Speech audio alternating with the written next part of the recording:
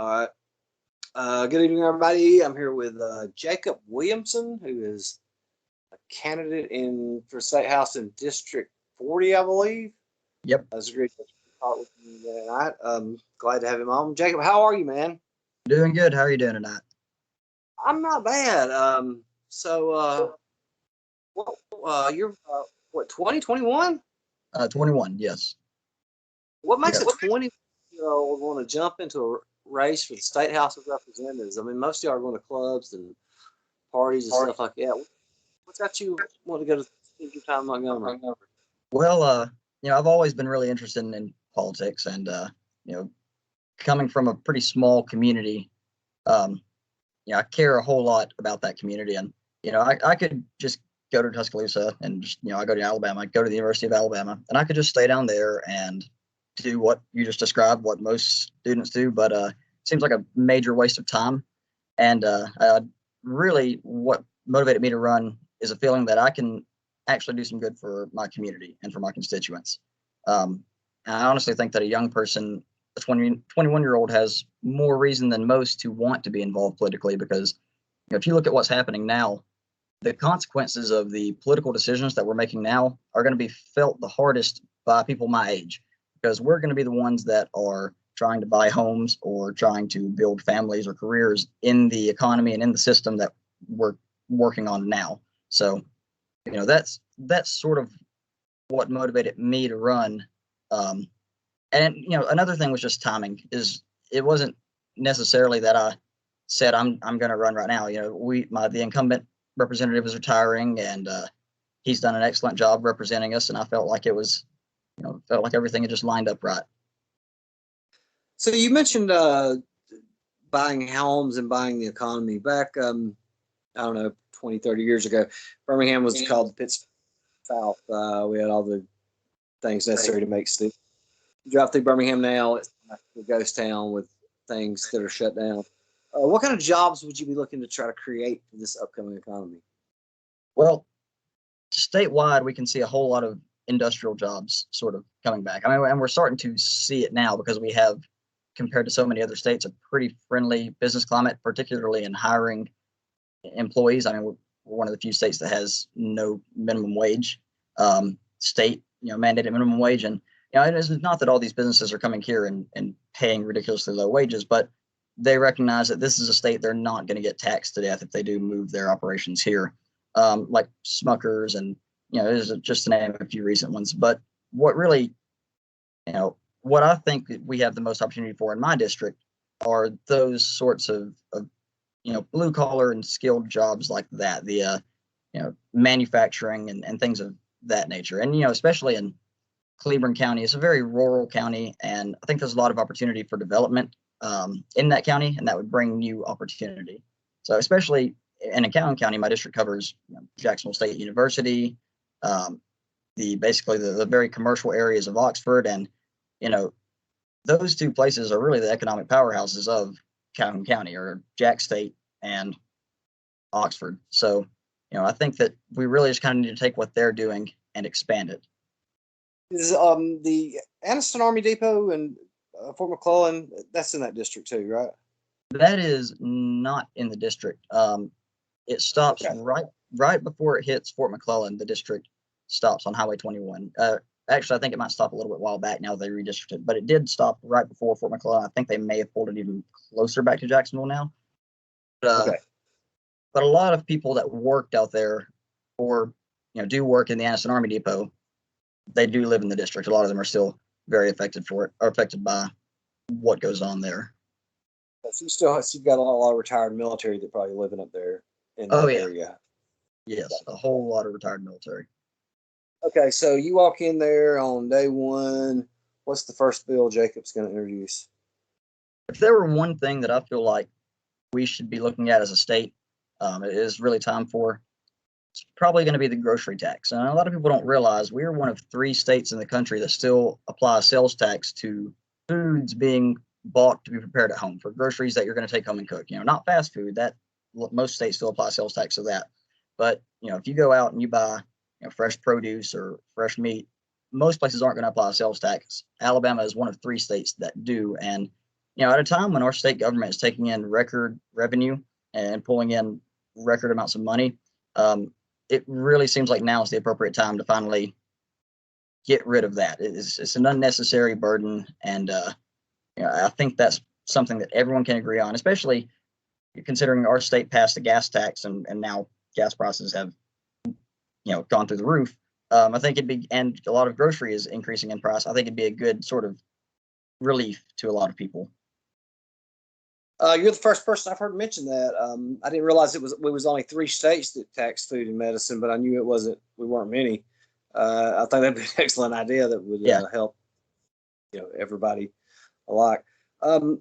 So I'm sure you've been following politics for a while. It sounds like it.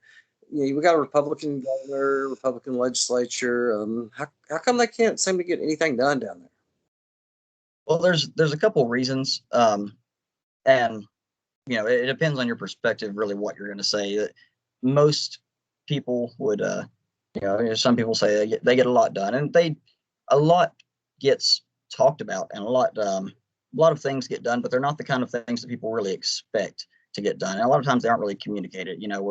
We're still trying to get constitutional carry in the state. Things that seem like no-brainer issues, legislative issues for a Republican state like Alabama with a Republican trifecta, it should be pretty easy to pass, are often a lot harder to pass than you'd think.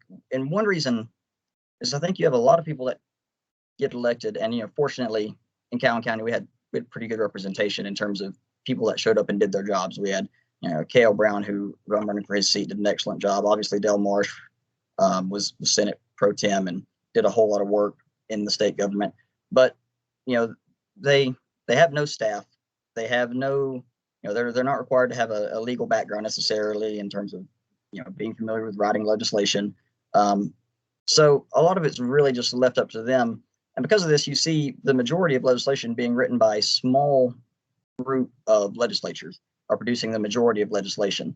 And, as a solution, I would say we just elect people that are dedicated to actually writing and passing legislation.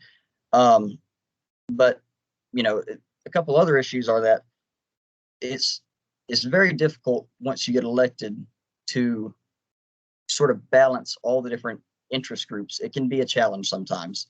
If you're someone who got elected and is sort of relying on the support of various groups throughout the state, there's plenty of lobbyists down there. And they're all willing to come in and tell you what you're doing wrong and what you don't need to vote for and why you should not vote for this. And I think a lot of them they don't want to step on toes.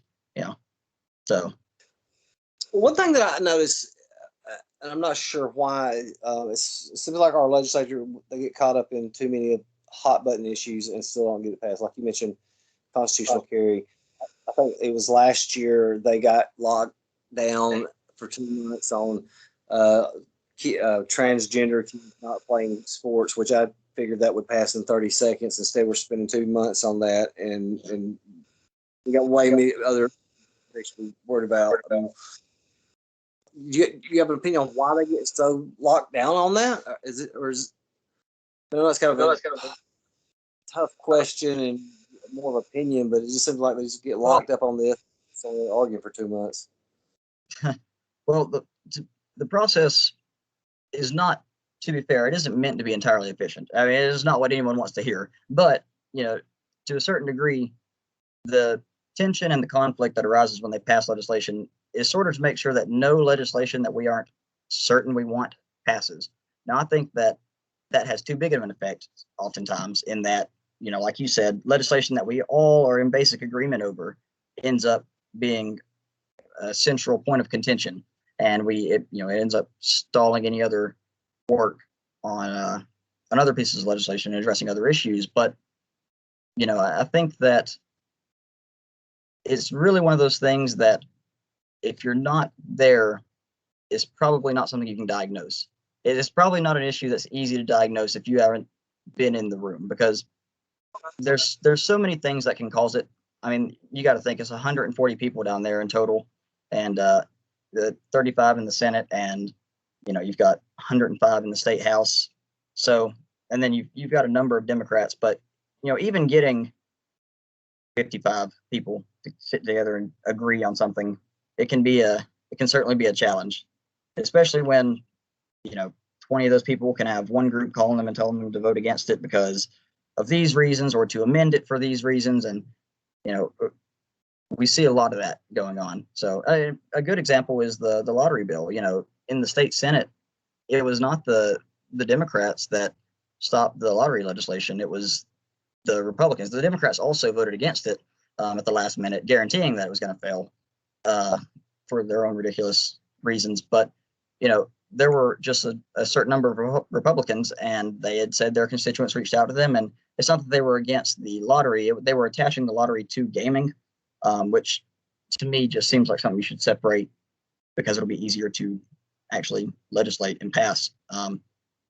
And those 6 senators had heard enough from their constituents that they weren't going to pass the bill. It's safer to do nothing a lot of times than it is to do something and people get mad. So the incentive is usually on just not doing something. It's smarter though, because I look at the first time, the only time the bill ever came up to vote in the state was in '99, I believe. I voted against it, and the reason I voted against it was because Governor Sigmund promised 85 or 95% was going to go to education, and everybody's going to go to school and pre-K. And then I look at it, and it's like a pyramid that's going down, and everybody had their hand. One of the commercials was lottery, not this lottery. Well, I'm looking at every state around us has some kind of gambling. Our dollars are going there. Let's just bite the bullet. People get mad. They'll get over it.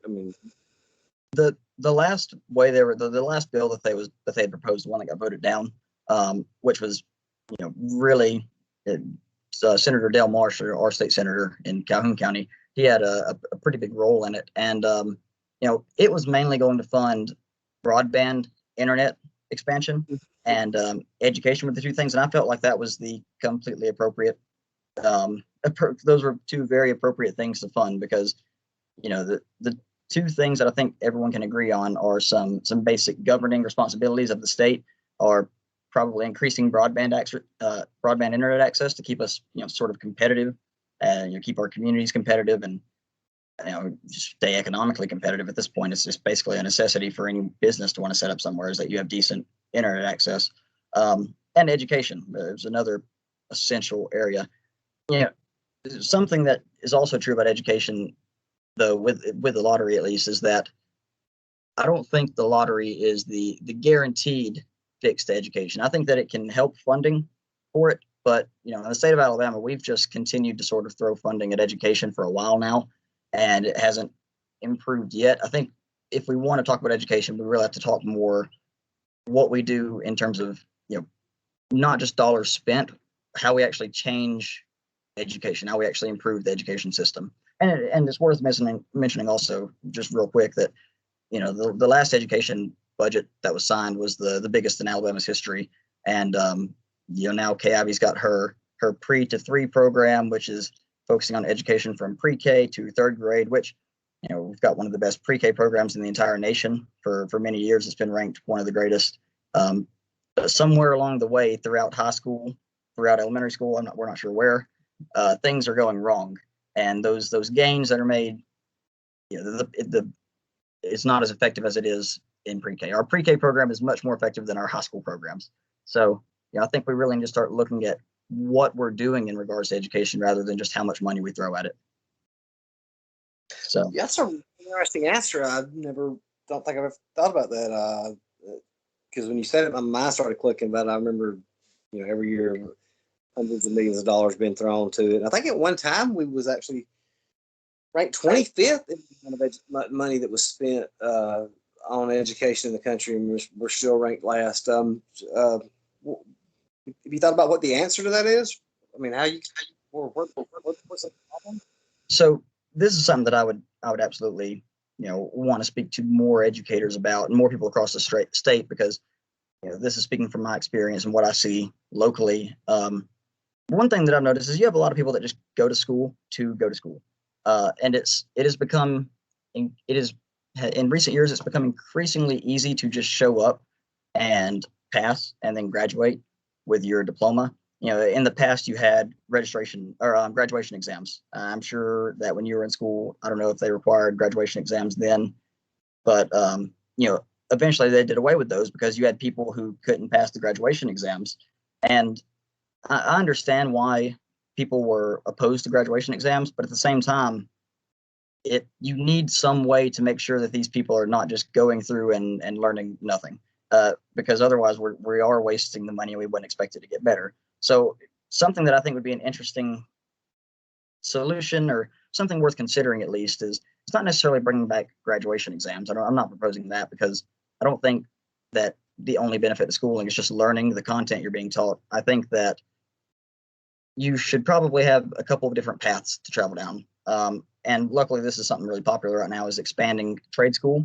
I would say that we need to expand trade school and trade school opportunities. And in Calhoun County, we've got an excellent career tech program. People can go for the medical career tech pathway there, and they can actually, by the time they graduate, if they stick through it through 10th, 11th, and 12th grade, then when they graduate, they can take the EMT exam and graduate a certified EMT. And that's a very marketable skill that they have. And then we've got a fire college program or an early fire college program basically for seniors. And, that's something I think we should look at expanding to law enforcement. I think that would be a very, very, have a lot of potential there for benefit. But, basically I believe that students should either be taking college preparatory courses or even college courses, because that's what I did. I'll be graduating with my undergrad in 3 years rather than 4 because I took 22 hours of college credit in high school throughout the years, and it was incredibly beneficial to me. I think that's something that we should increase that, but people should be either taking college preparatory courses or getting college credit. They should be in trade school. JROTC is an excellent pathway to actually getting somewhere. Or if you don't want to do any of that, if you don't want to learn a trade, if you don't want to get ready for college, or if you don't want to get ready for the military, then I think maybe that would be everyone, whoever's left, whoever is doing none of those things. I don't think it's wrong to want to check and make sure that they've actually learned something from their high school experience. Since they don't want to actually try to develop a skill necessarily or focus on getting into college or preparing for college, I think that it's not wrong to say, well, okay, then if you're going to graduate, we're going to make sure you learn something. You're going to make sure you gain something from this experience. So that's one. I think that'd be one useful benefit. Yeah, it's interesting you said that about trade school because I don't hear people really push that anymore. And when that was put through, I mean, you get a lot of opportunities. People. I had an interview with Chris Woods, ran for mayor of Birmingham, and he pushed that, utilized that more. Where when the students graduated, each of them, I think he said, learn 2 trades. And I thought, well, yeah, that's a brilliant idea because if you have a trade, you're making a lot more money. Money and poverty go hand in hand. If you're poor, you're going to have more crime discrimination. And that was, I thought that was a pretty good idea because I've heard a friend of mine, he was arguing back and forth, and he said something about somebody being a plumber. And I said, well, it's more vital that, or electrician. I said, the electrician or the guy at Starbucks with a PhD in philosophy about communism, because we're not putting enough emphasis on that, and there's a lot of jobs that people could have. Let's see. So we've talked about education. Something I've asked every one of these candidates for different offices. When is Alabama? We've already passed the medical marijuana. I mean, when are we going to step up and just legalize marijuana and tax it? I mean, there's a lot of money out there. There's a lot of money, but I'll tell you this. I think that is something that for Alabama, we are not there yet. I don't think we're at the point where it would be responsible necessarily to legalize that for market sale at this moment. Because, first off, the federal government has sort of failed in this endeavor because they've kept it, illegal at the federal level. Now they've said that states that legalize it, they won't enforce that policy or they won't sue the states. But, just because they're not actually pursuing legal action against the states doesn't mean that there's no consequences. The national banks, a lot of national banks won't work with businesses that are engaged in what at the federal level is a crime. So, it's really hard to invest money, to get small business loans, to do anything like that. And what you see in some of these other states is a lot of these people, they think that it's legal now. I'm going to pursue a career as a professional marijuana salesman, and they try to open a business or they open a farm, and it ends up causing a lot of economic cost. It causes a lot of problems because realistically the society is not ready yet for it in terms of, and not because they can't handle it, because the institutions aren't ready to handle it yet. It's not something we've entirely worked out there. Until the federal government decriminalizes it, then it's infeasible for the states to totally legalize it and make money off. Is that? Yes. Yeah. Now states can make money out of it. They can tax it, but again, it isn't that the states can't tax it. It's that it puts the people who get into that business in an unwinnable situation. Basically, I think it'd be dangerous to do that at this time. Now, we've got the medical marijuana commission or medical cannabinoid commission right now, headed up by what's his name? He was the former Treasury McMillan, I think. Yes. Maybe former Treasury Secretary. And he's, I think that what they'll do is they'll look at that some more and kind of, I'm sure that'll kind of continue to shape the conversation in the state. And another thing is, I also don't think it should be legalized without going up to the citizens first. Now, I think that if the legislature were willing to legalize it, then the citizens are most likely definitely at the point they would legalize it. But it's still one of those things that is such a, it's an issue that affects people at such a kind of an individual level that I would just like to put it up to the Alabama voters, just to be sure, and just to be sure that they're supportive of it, because again, this isn't. Sorry, go ahead. Somebody brought up an interesting point about something like that to me the other day that I never thought about, and it probably wouldn't fly, but he's actually made a good point. He said he didn't want to see it go before the Alabama voters because we're not a democracy. We're a representative republic. So you sent your representative there, and if you didn't like it, you should take it on that person. So, and I'm sorry, go ahead. Go ahead. So every constitutional amendment you think we should put before the voters? Because I'm looking at stuff down there sometimes from Pickens County, tax from their hogs down there. I don't know what's going on down there with their hogs. Yeah, I think that I think most local issues and issues like that, they should go before the voters. I don't necessarily have a problem with that, but it's kind of like finding a balance. We're a republic, and that's the point of having a legislature, is that you have people to actually go and make laws, and you kind of need a balance between, letting the voters express their clear support or disapproval for a certain piece of legislation, and actually representing them as we do in a republic, speaking for them. So are we there as voting delegates for the constituents, or are we there as sort of more trustees, like we're caretakers of the state and they've just trusted us to make our decisions?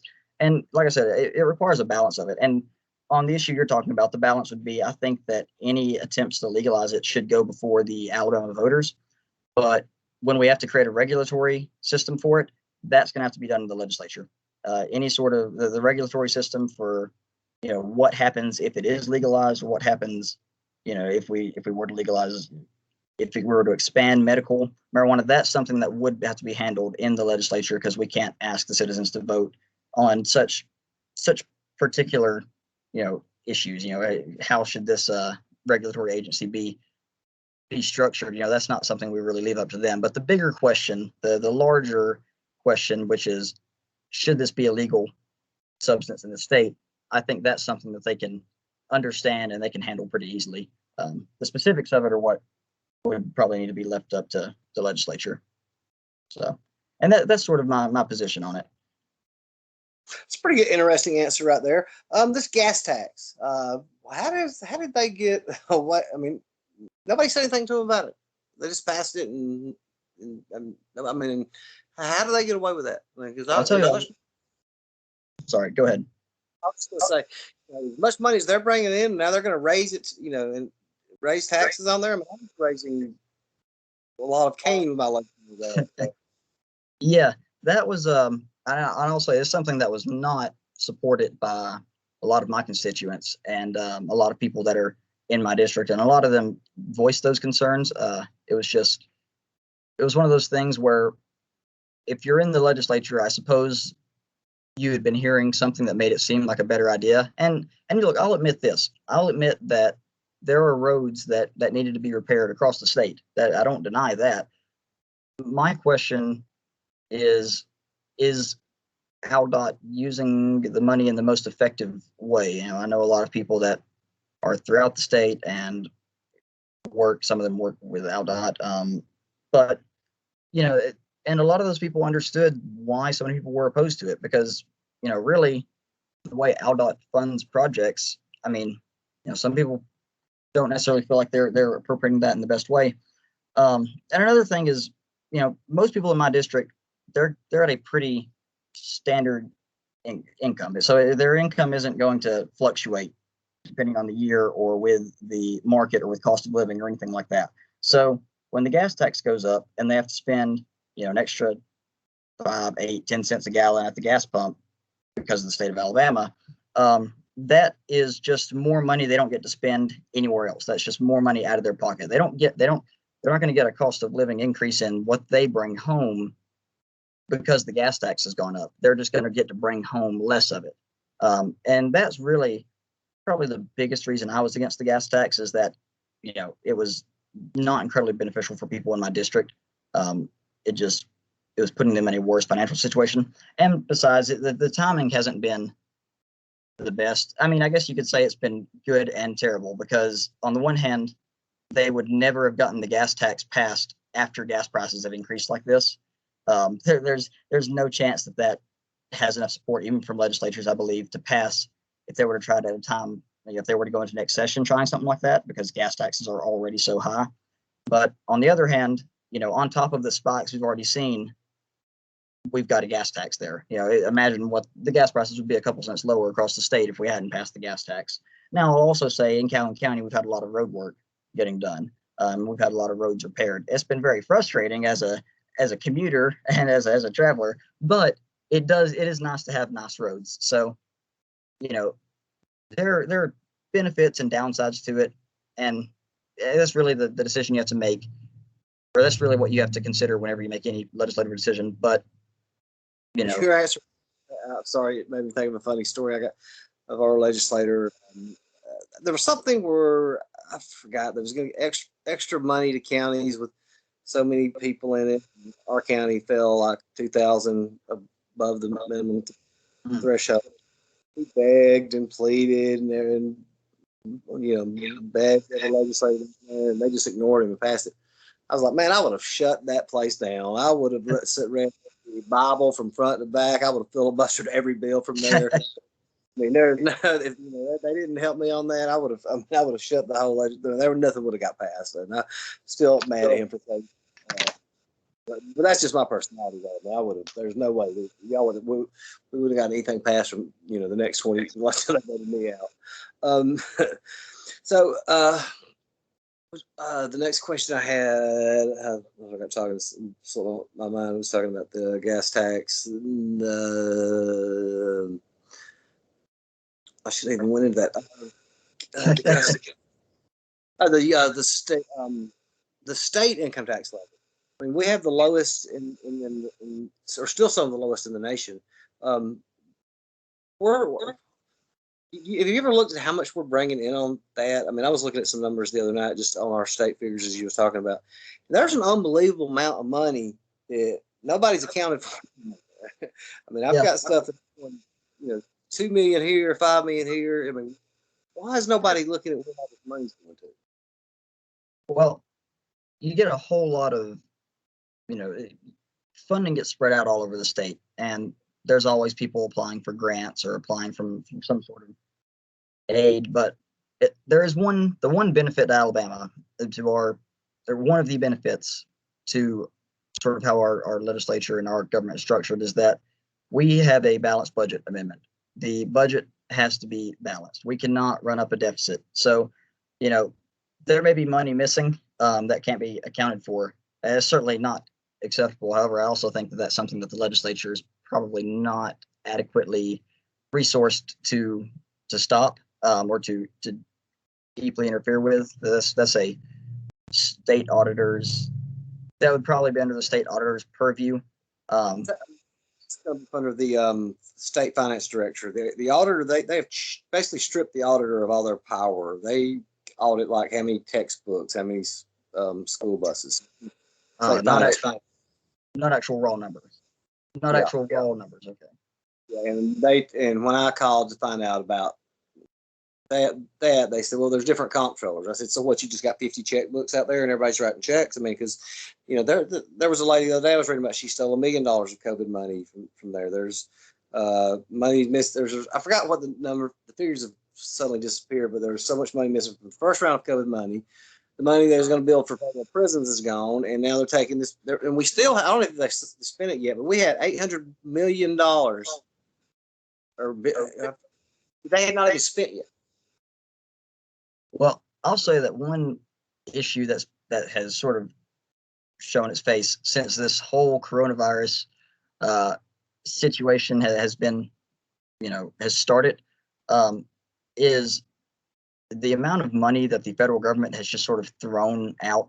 Is, the situation you're describing where we have unaccountable money is much worse, I would imagine, at the federal level, with the amount of spending that we've gone through. I know that there was a small business in my hometown where I grew up that they had a number of issues where people were trying to claim unemployment because they were having the unemployment benefit bonus that went on way too long. And luckily, we're one of the first states to stop that. One of the first, but not the first. But we stopped that pretty early compared to a lot of states. But people were saying that they had worked there and that they had gotten fired or they had quit, and they were trying to get those unemployment benefits.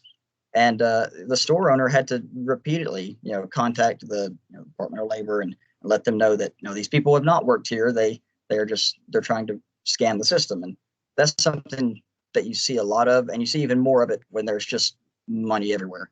You see a lot more attempts at fraud. So, and that's they were people. I'm sorry to catch up. They were giving people money through the payroll protection thing. I mean, I know somebody got $12,500 and not even work, and I'm like, you're just throwing money. Well, they're not throwing money because people think that they're getting this money. And all they do is create inflation because they don't make free money. Okay, you can't strip vine. Yeah, all the other money just has less value when we throw out free money. Really, it's just you're devaluing the currency. So, and that's a total another, a whole other problem right there that the federal government has caused, basically. Because and we see this in every legislature. Whether it's Congress or whether it's the state House and the state Senate in Alabama, is people can be very reactive in politics. They want to just get something done.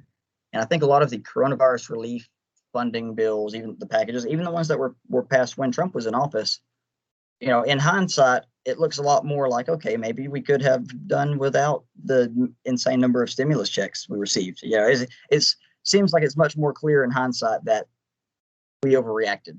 Maybe gave money to more to British citizens than or German citizens. So I don't know if you've actually looked at the numbers that, but I've looked at it and just absolutely furious. They gave 13 million or whatever to nonprofits, faith-based, and I think 350 million to UAB. And don't get me wrong, I know UAB helped a lot of people, but they're not hurting. But now we've got states or counties that fix their hospitals because we're not funding Medicaid. What's the answer? Well, the one thing that we can do there is open up and really expand rural healthcare access. That's basically the issue, is that if you're in a very rural area, in Calhoun County, we're pretty fortunate to have Anniston RMC here, and then we've got There's Gadsden Regional Medical Center in Etowah County, just right up the way. But other than that, there's not that many large hospitals. Just very accessible if you're out in Fruithurst or Edwardsville, which is a very rural area to say the least. So I think one sort of an easy short-term solution, at least, is to try and get more clinics in terms of just doctors' offices, more health clinics. Our aftercare clinics are very beneficial. Get more of those set up because people can go in there. They can at least get see a doctor for if there's an emergency, or get some kind of help or assistance. And if need be, they can go to a larger facility. They can be driven by ambulance to an actual hospital for treatment. But what I would say is, because it's never just easy to build more hospitals. That's certainly not a. Building more hospitals. I mean, we've got them that's fixing to close because we're not properly funding through the Medicaid system here. I mean, we're throwing money.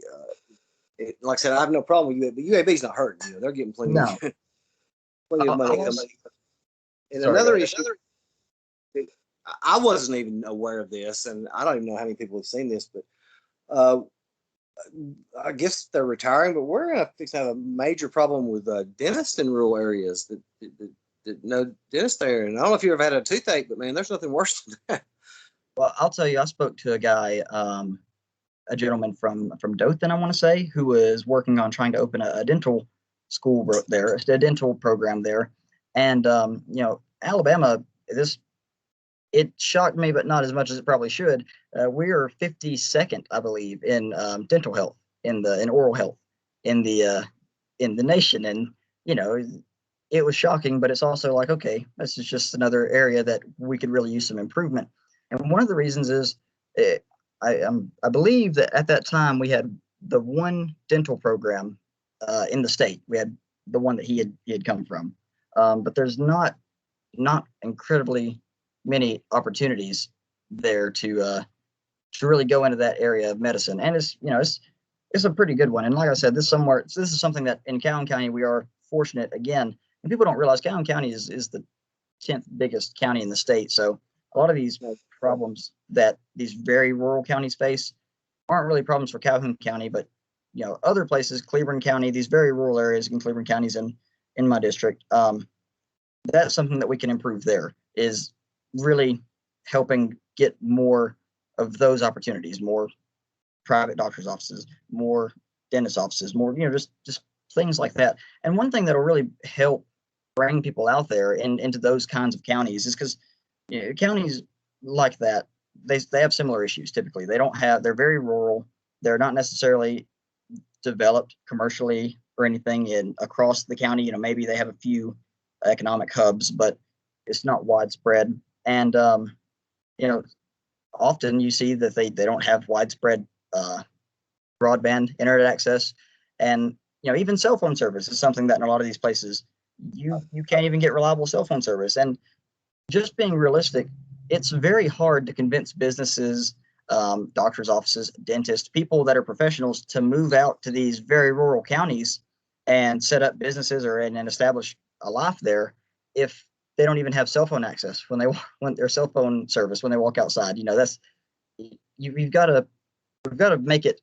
We've got to create an environment where people want to move their business. You've got to create a environment that is open to economic development and open to people moving in or people staying in that community. Honestly, it's not even about people moving in. You just need to get the people that are graduating that community to not all leave and go somewhere else. Because if they're looking for economic opportunity, a lot of these people, they're going to places like Huntsville, places like Birmingham, to even some degree Birmingham. Birmingham's nowhere near what it was, as you said, but the type of job in Birmingham has really shifted. There's a lot more sort of white collar jobs there. It's not the industrial machine that it once was.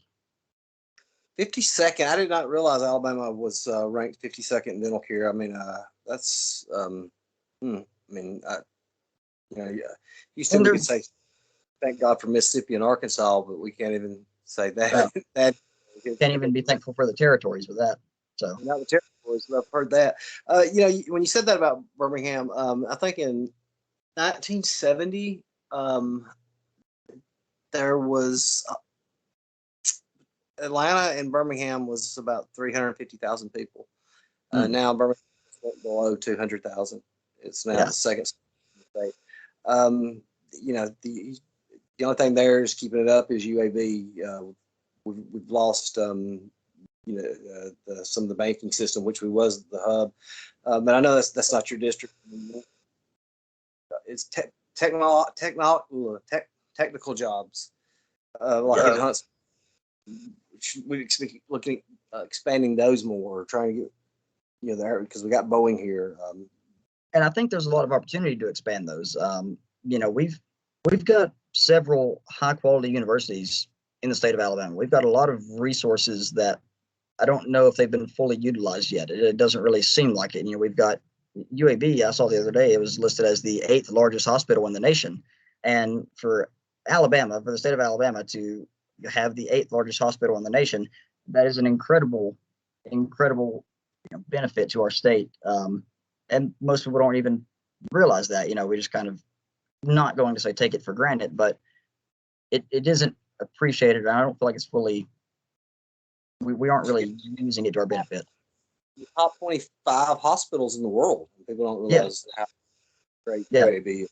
Well, and it's the same with, Auburn is an excellent engineering school. It is an excellent agriculture school. Alabama has an excellent engineering program, and it also has an excellent law program, which really, I think that the lawyers aren't providing they're not really what I'm worried about with getting more of them to Alabama necessarily, where the state's not going to economically collapse because we run out of lawyers. But still, we've got a lot of opportunities here. UAH, they're getting a number of military contractors. I saw where some of the new hypersonic missile technology, there's a researcher in UAH who's going to be working with the military on some of the fuel injectors or fuel, some kind of new fuel or innovation there with hypersonic missile programs for the military. And those are resources that I think we can continue to utilize. And another thing that people don't realize that honestly won't be seen for a couple of years in Mobile, a lot of the money some of the money that we're bringing in with the gas tax is being used to supplement the some federal money that was given to us to dredge the port at Mobile and make it a deeper water port.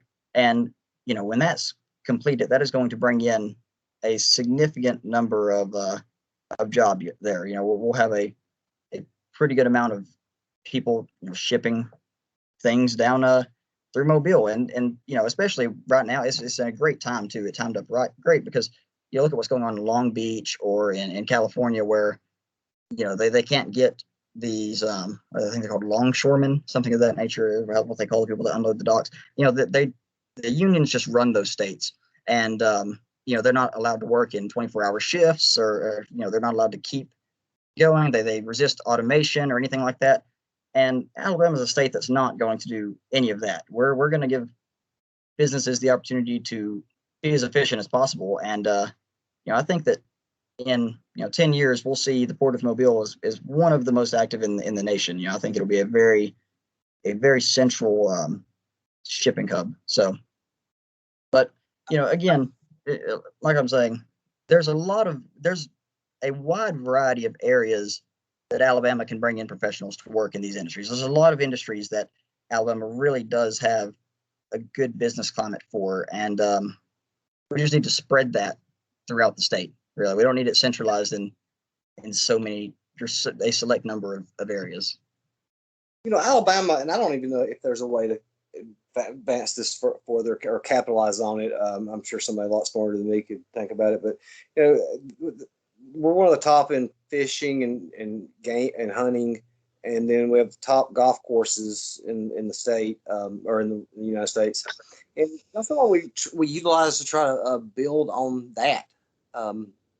And it's funny that you should mention that, because that is something that I think it's the Hoover Institute recently released a report, and Condoleezza Rice helped on it, on Alabama and Alabama Innovation. I think that's what it is, the Alabama Innovation Committee, or the Committee on Innovation. But basically, they're looking at ways for Alabama to utilize its state resources, its natural resources in the future. And one thing it said is that we have the most biodiversity as a state out of any state. We are in many ways the Amazon of America. Our river system is one of the greatest in the country. We have, like you said, some of the best fishing, some of the best hunting. I mean, it really is a beautiful state.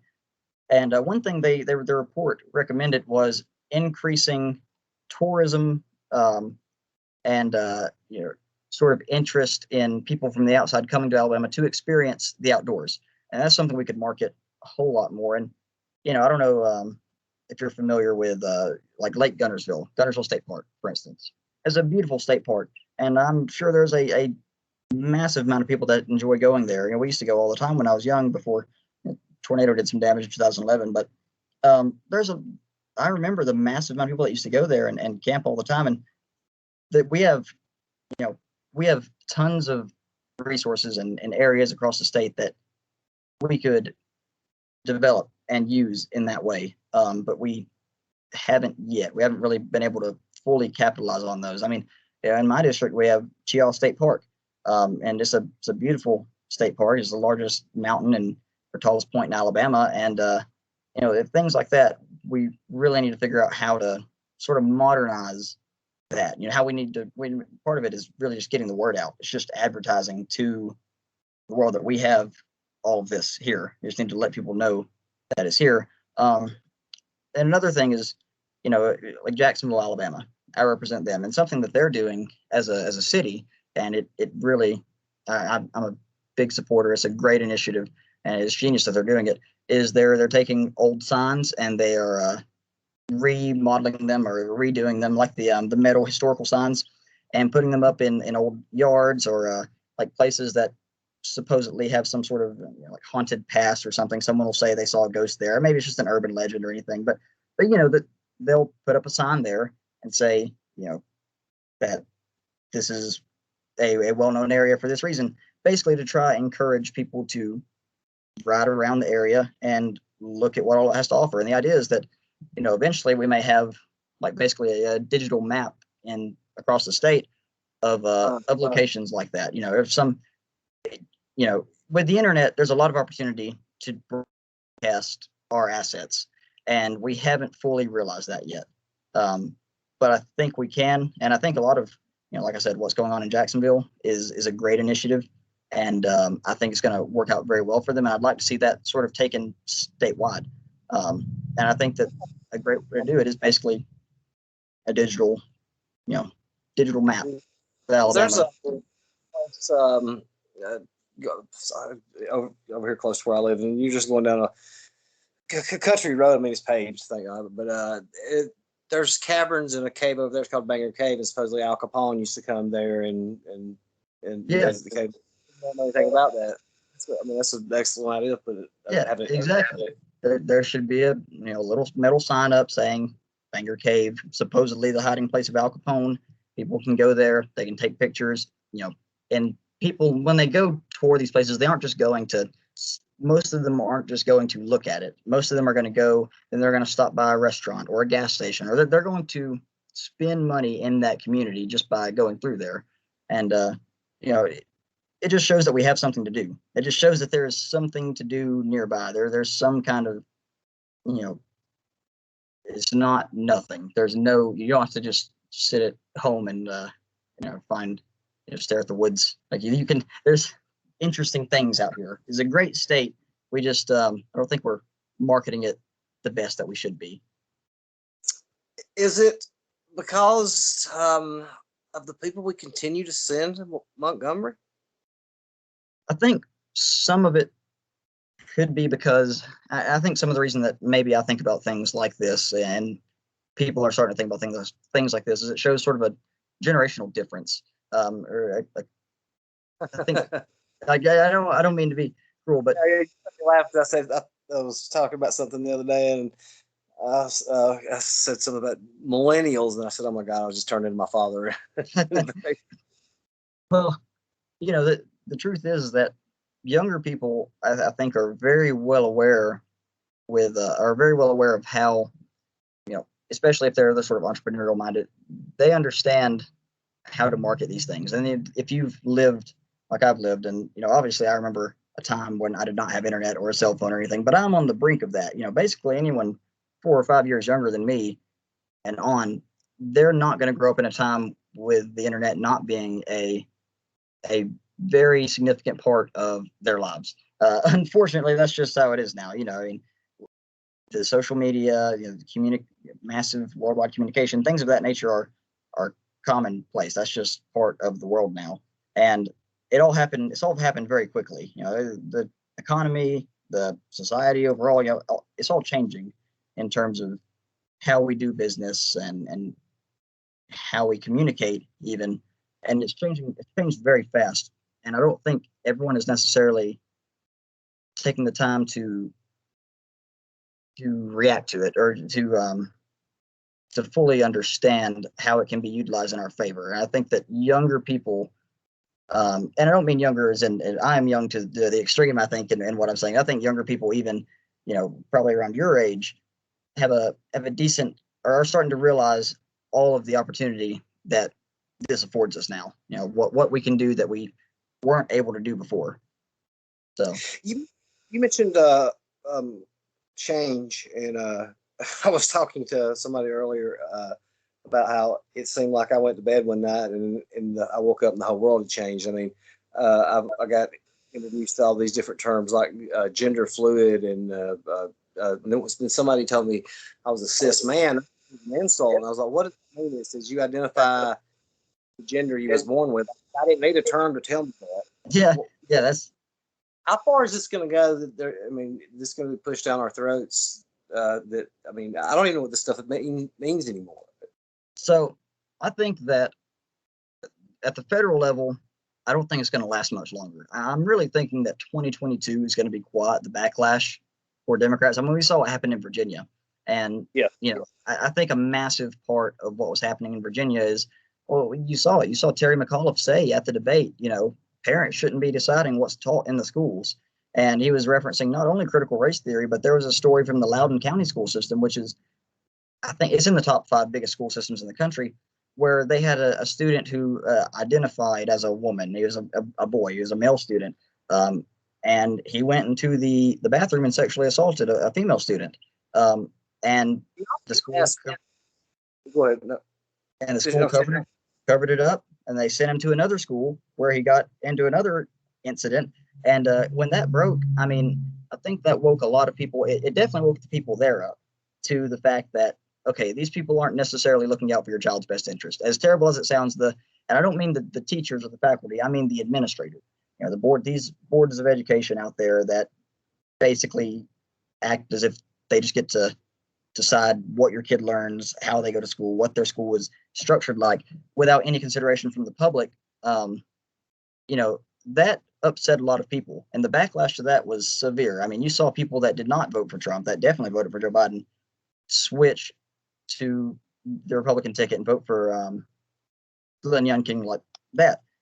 As soon as they realized that, okay, I'm losing control of the basic things like what my kid's going to be dealing with at school, what kind of environment they're going to school in.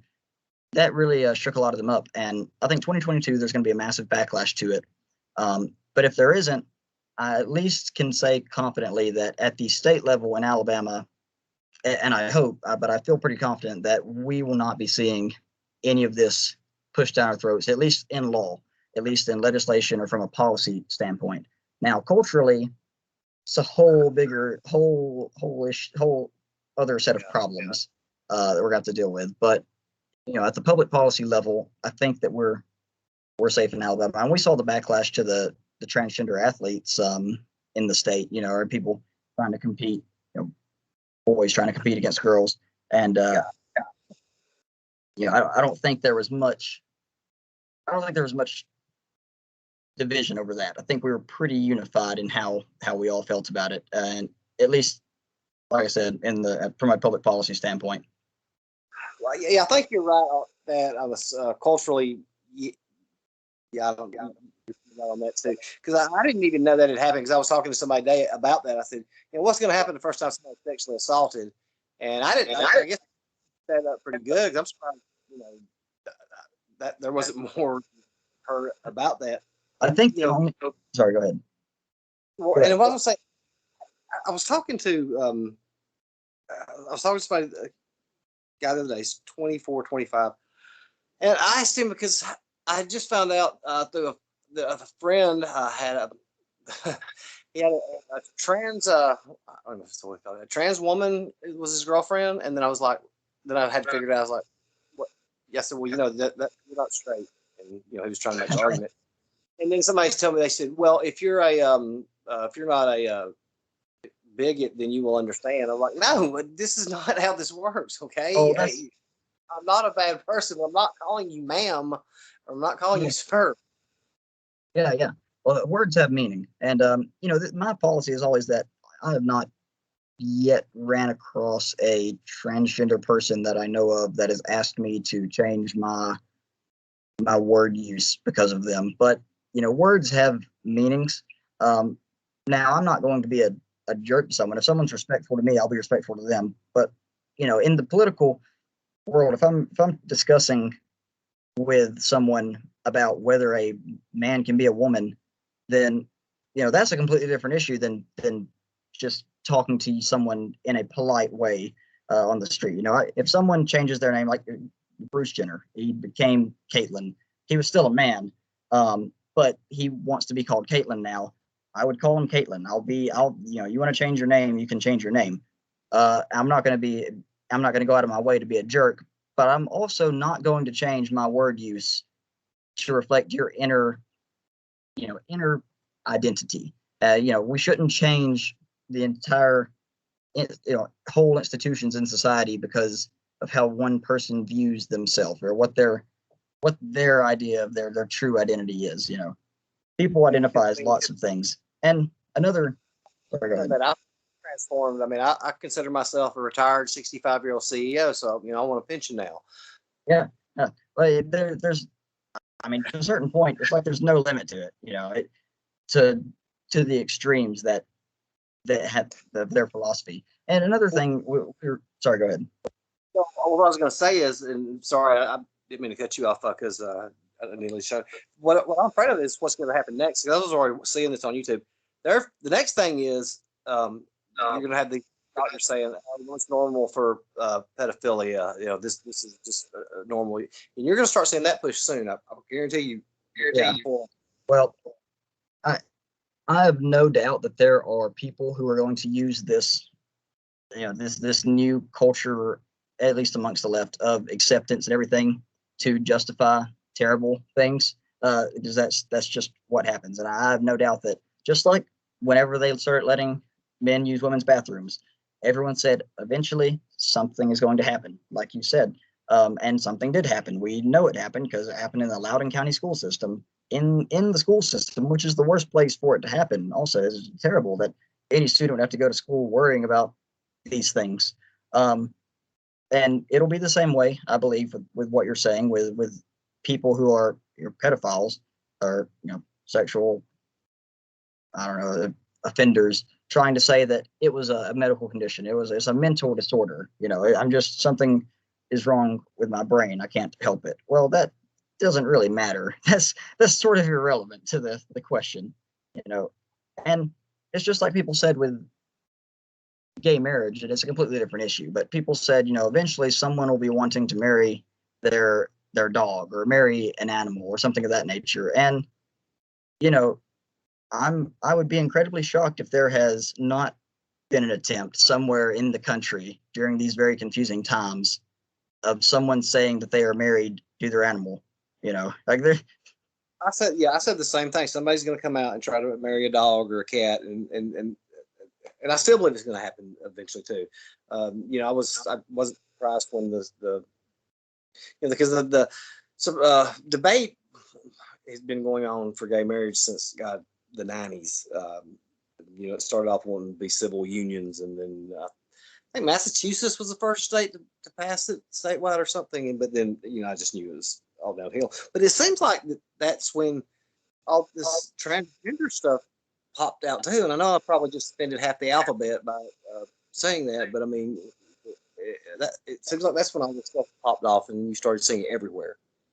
Yeah, I don't know if it's that. I think the two are certainly related in that all of these big civil rights movements that we're seeing now, and I don't mean the civil rights movement, the legitimate one where they wanted voting rights. I mean and desegregation. I mean the new modern social rights movements, the social progressives.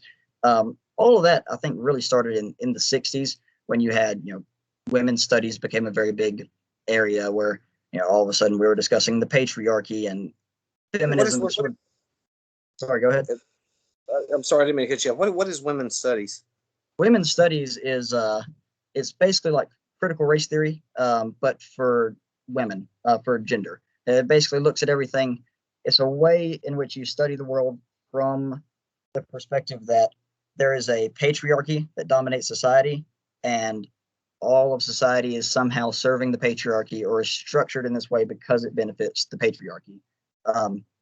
It basically, like I said, the gender version of critical race theory, where all of society is white supremacist and everything is structured to support a white supremacist, social structure. And both of them are just nonsense, realistically. The original women's rights movement and feminist movement was a very legitimate and noble cause of, and it was women's suffrage. It was, women want to be able to have basic rights that men do. And also, it was very intertwined with temperance, the temperance movement, the idea that, all these men shouldn't be drinking so much. They need to come home and be decent husbands. They don't need to stay out getting drunk constantly.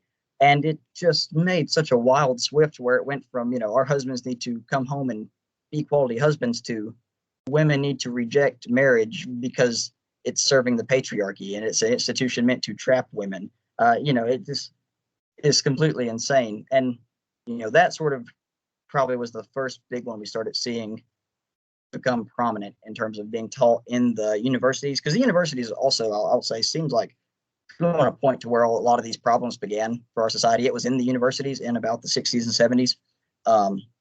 But, that's when you also saw critical race theory really starting to be developed. People like Drake Bell were doing a decent amount of writing. And then you also saw,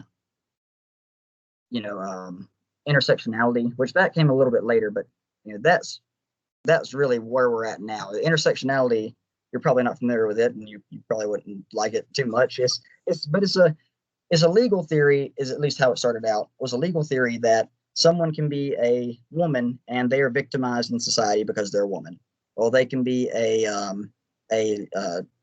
African American woman and they are victimized in a different way than a regular woman or than a white woman because they are African American as well as a woman. Well, then you can take it even further and say that you are a trans woman and an African American, and you're victimized in 3 different ways. So it's basically like a victimization hierarchy, where the more victimized groups you belong to, the more, I guess, virtue you have in society, or the more disenfranchised you are. And you couple that with sort of this whole this culture that incentivizes victimhood or rewards victimhood, being a victim, then basically we end up in a position now where being a victim in many ways in the culture is easy and beneficial if you're surrounded by progressives, if you're in a social circle that is a progressive sort of far left circle,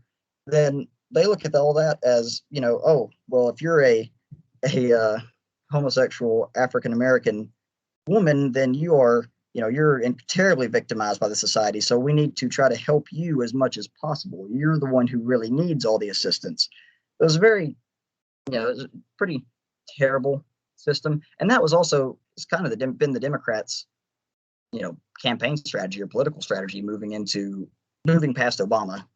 In 2012, they thought that they would never lose another election again. They thought that they could just combine all of the minority votes and all of the women votes and all of these different groups.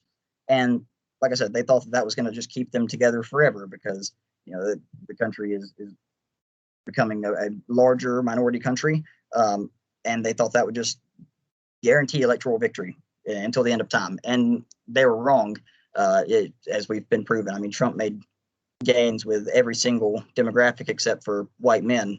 So over from 2016 to 2020, and he scored the highest. Yeah, that's so odd that he lost lost among white males in that group, and every other one he gained. Yeah. Thought that was. I mean, even the LGBT group, even that Letter. there's actually like, I think there's like 4 or 5 more that I left out. It's just too many for me. QI, and there's something else, and I just call. I usually finish off with LMNOP. Yeah, just finish the alphabet. But even that group, Trump carried 28%.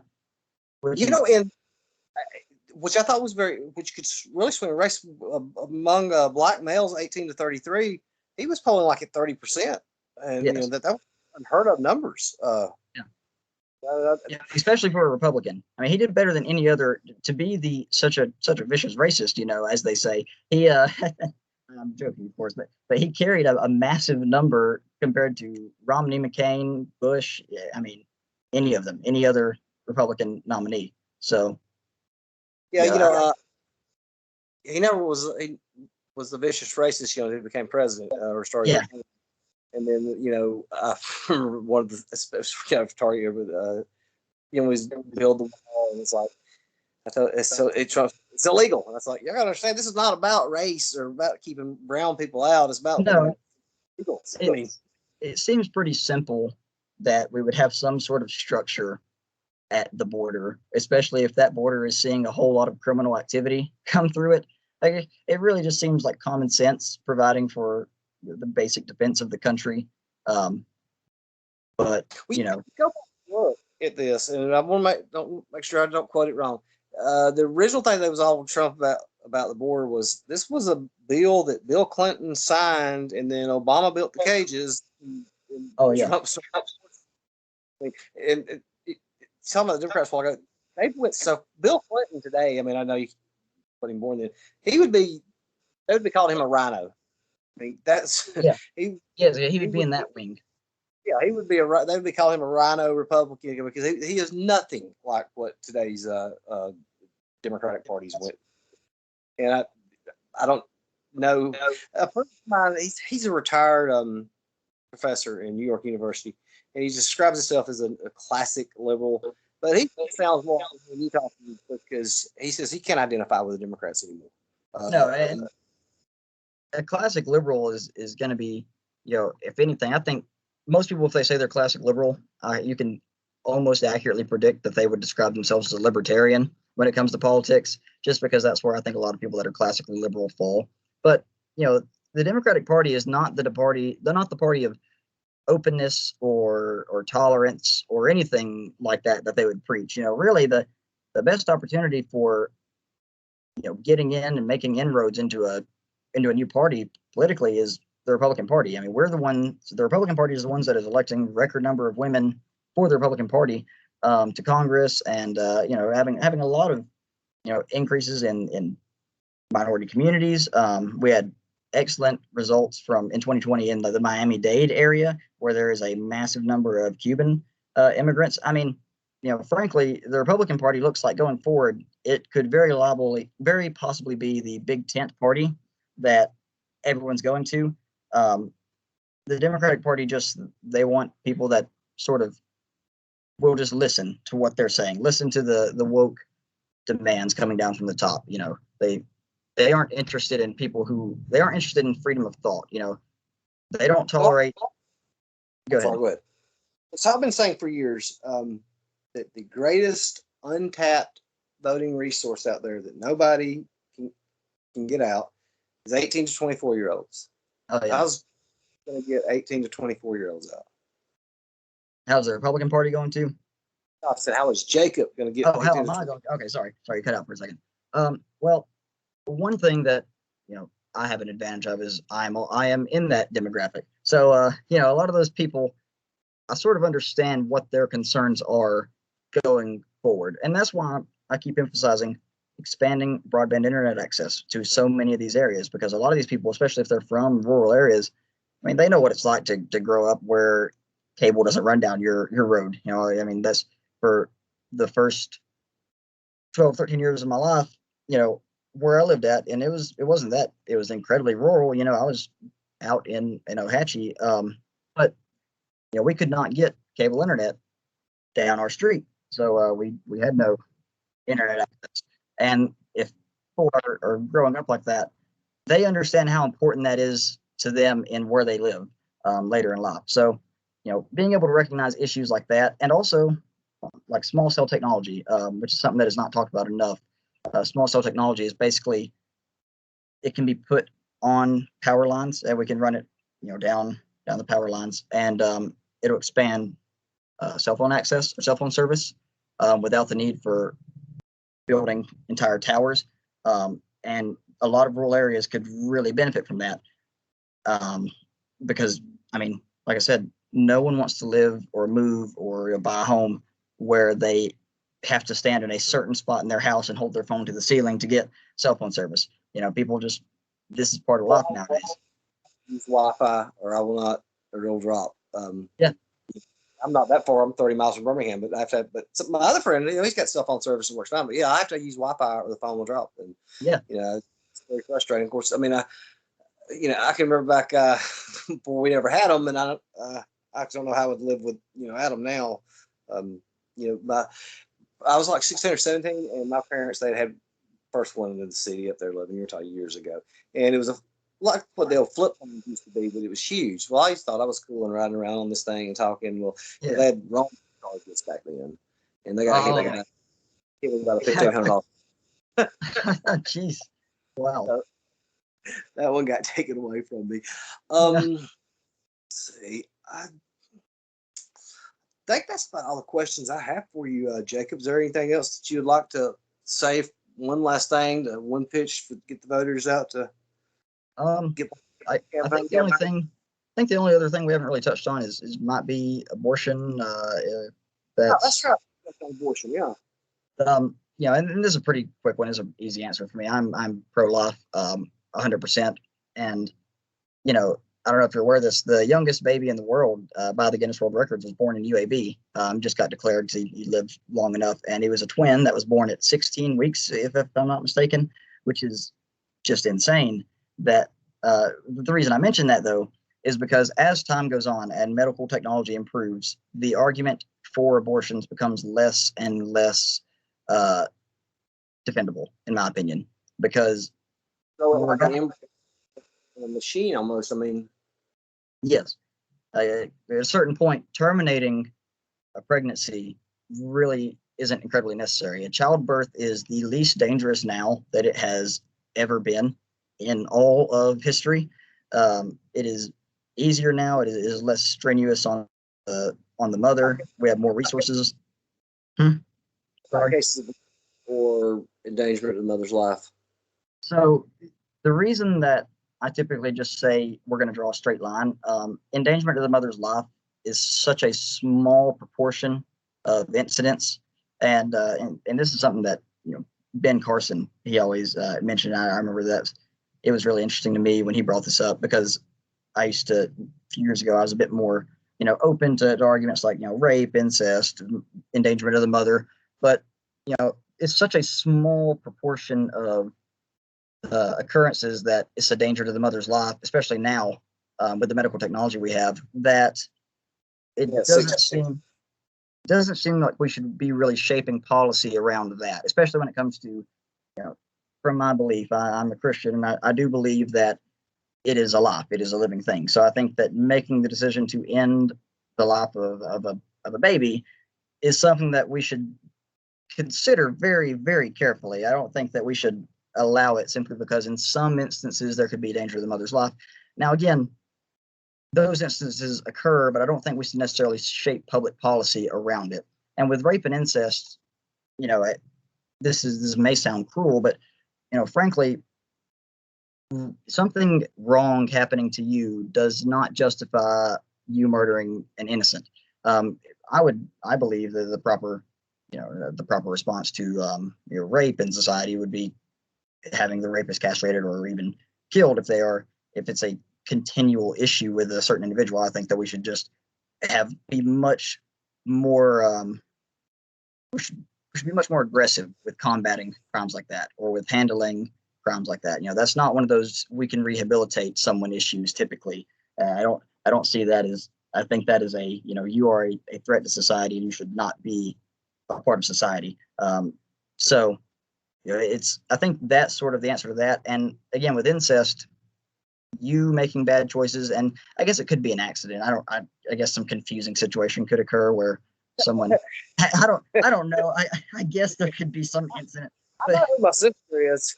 Yeah. Most people do. So, I guess but I guess if we're just considering all scenarios that could happen, that still isn't to me, it isn't enough to justify the taking of a baby's life. And because I do consider it life and I consider abortion murder, I have to just draw that heavy line and say I can't support it. And by the way, that's what the Texas abortion law, it banned all abortions. It did not make exceptions for rape or incest. So this isn't just, people act like we have to have those exceptions. Like, okay, well, we need that. Well, no, we don't necessarily. I mean, there's if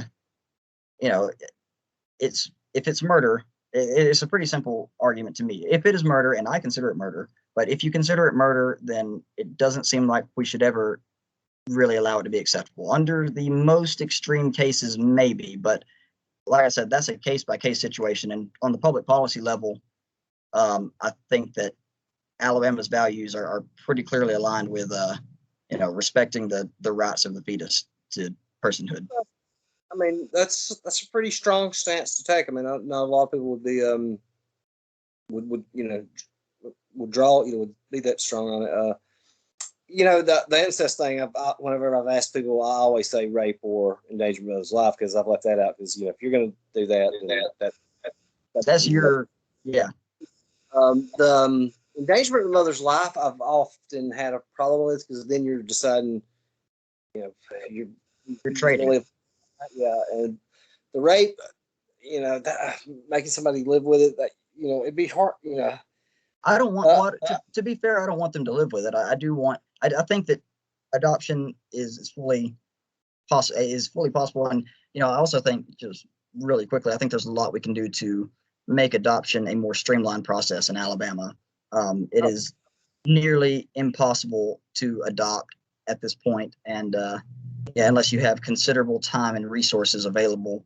And, I understand there's a lot of it is to protect the well-being of the child, but at the same time, when you have people that are qualified parents that have raised children to adulthood successfully, that have done well in their careers, that are professionals, that can pass background checks, that are upstanding members of the community, and I've talked to some of these people personally, and when they say, we were going to look into going into foster care, maybe even adopting children, but the amount of cost, the amount of time you have to have available and commit to it, you have to go to a number of parenting classes, and you're not really, I don't mean to disrespect the DHR or anything, but you're not necessarily treated the best either. They're incredibly harsh on you, and as they should be if you're not doing what you're supposed to.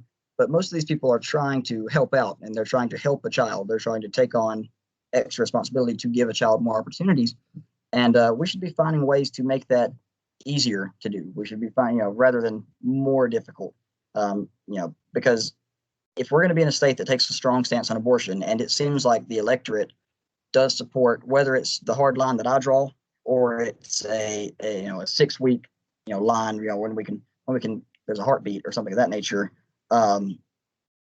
Regardless where the line is, if we're going to have that strong stance, then we need to improve adoption and streamline that whole system.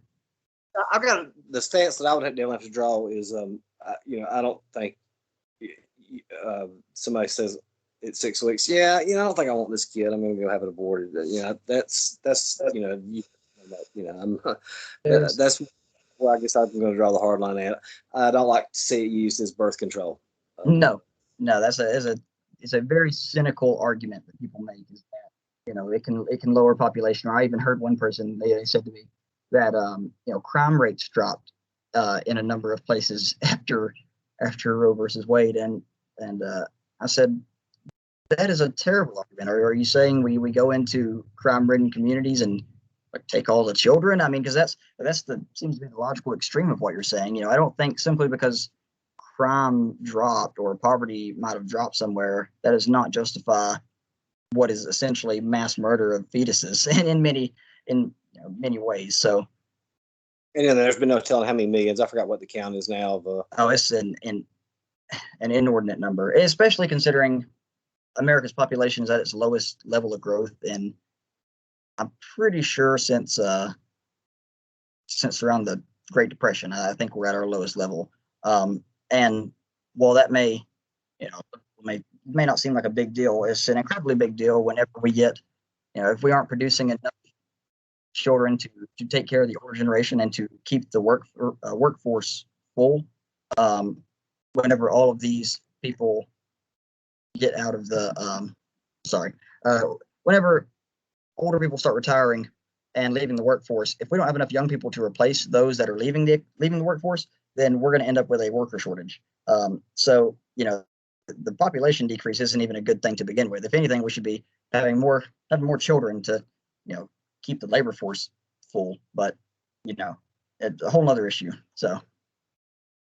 Well, man, I appreciate this time, Jacob. I don't want to keep you more time. I've had you on here for an hour and plus minutes, but there's cut taping though. But thanks for coming on, man. I'll have this probably take me a couple hours to get it edited and posted, but as soon as I do, I'll shoot you a link to it. Okay, I really appreciate it. And again, I really enjoyed talking to you, and it's been a good conversation. And anytime you want me to come back on, I can talk about these issues for a while. So. Well, I'll tell you, each person I've talked to is the race goes on. If they want to come back on and give a 3-minute ad like a commercial or what, feel free to do it, especially as it gets closer to election time. Yeah. Well, thank you. Hey, you have a nice night, Chris. Good day. So